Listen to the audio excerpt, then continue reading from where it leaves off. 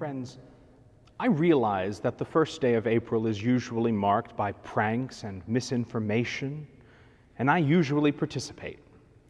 But I'm putting aside the levity of April Fool's Day to bring you a message as we begin the month of April and are quickly moving toward Palm Sunday and the rites of Holy Week. First of all, as a general reminder, Lent is not over. We are still obliged to abstain from meat on Fridays. Good Friday will still be a day of mandatory fasting. I strongly encourage all our parishioners to take to heart that being physically separated from our church building does not give us license to despoil our spiritual lives by throwing to the curb one of the most important and powerful liturgical seasons. I was reminded in my reading a couple of days ago about some of the Catholic mission communities and how they survived not just over the course of days or weeks, but over decades and even centuries in the absence of their priests. After the martyrdom of St. Paul Miki and his companions in Nagasaki in 1597, the church in Japan was forced underground. Hundreds of thousands of the faithful lost their lives, and many more spent their entire lives never seeing a priest, never setting foot in a proper church building, never being present at a Mass or receiving Holy Communion. For some communities, this desert journey lasted almost 300 years. But when Japan once again opened itself up to the world and the faith, a thriving Catholic community was discovered. The people themselves had taken to evangelizing one another, catechizing, teaching the scriptures, and baptizing, longing for the day when they could once again breathe the free air of Christianity. They had never seen a priest, or attended a Mass, or had even gone to confession. But they knew the faith well enough that when those important aspects of the life of the Church were once again made available to them, they recognized them for what they were and were nourished in ways that I dare say we take for granted. The story of the Church in Japan is a powerful testament to just how critical the lay apostolate is in these times, and it underscores how fundamental to the Catholic life is that which I've been talking about now for a few years in the parish, the domestic church. If you're still uncertain about what the domestic church is all about, then I urge you to log on to formed.org and check out the free book, The Little Oratory by David Clayton and Leela Lawler. You can also get it on Amazon. So that's the first thing. Take the initiative to give to one another what you cannot get from your parish right now: catechesis, evangelization, devotion, and prayer.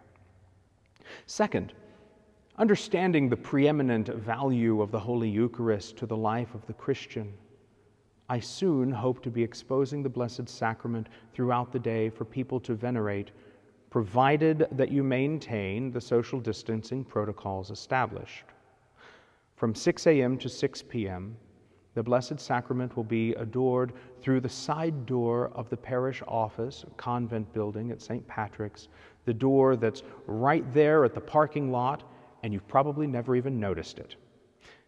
Anyone is welcome to come and either park in the lot by the door so you can adore from your car, or to stand, sit, kneel in the lot. Just be safe because there are cars present. Please do not go up onto the stoop, as it will obscure others' view. The door will be locked to ensure the safety of the Holy Eucharist. And most importantly, please, please, please be mindful of the guidelines regarding social distancing. This should not turn into a situation where we have groups gathering.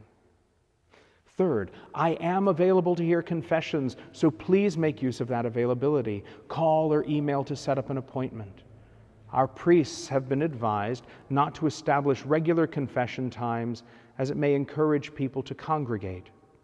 Personally, I think that's a bit optimistic, given the rate of confessions heard in our parishes these days, but I digress. Friends, in all this, don't lose heart, and don't forget where our strength truly comes from God alone.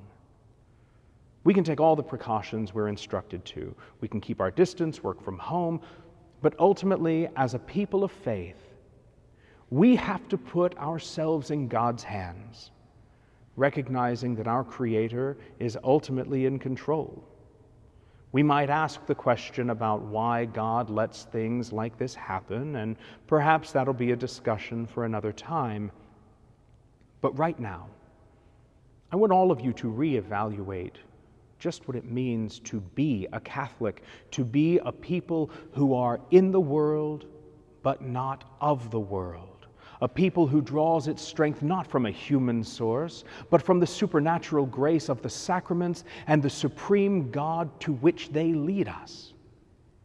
If our community of faith is to remain strong in times of trial, then we cannot rely on gimmicks and fads and even social media. They will utterly fail us in the end. Our reliance must be on God alone. It's a tremendous leap of faith, and these days stand to show us just how much we need to make our own the prayer of the father of the possessed child in the 9th chapter of Mark's Gospel. Lord, I do believe. Help my unbelief. May God bless you and keep you now and always.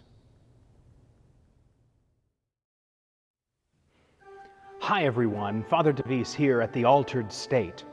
This is just a reminder to be sure to subscribe to this channel in order to get regular updates about our parish messages, homilies, various liturgies and devotions, and moments of catechesis. You can check out here some of the other videos that have been posted, and be sure to hit the subscribe button here below. We're always looking for new ways to evangelize and reach our people. Check back often and make sure to sign up for notifications so that you can get the latest messages and updates here on the Altered State. My hope is that this channel can be for you an opportunity to grow in grace, in peace, in devotion, and in love for God. So check us out.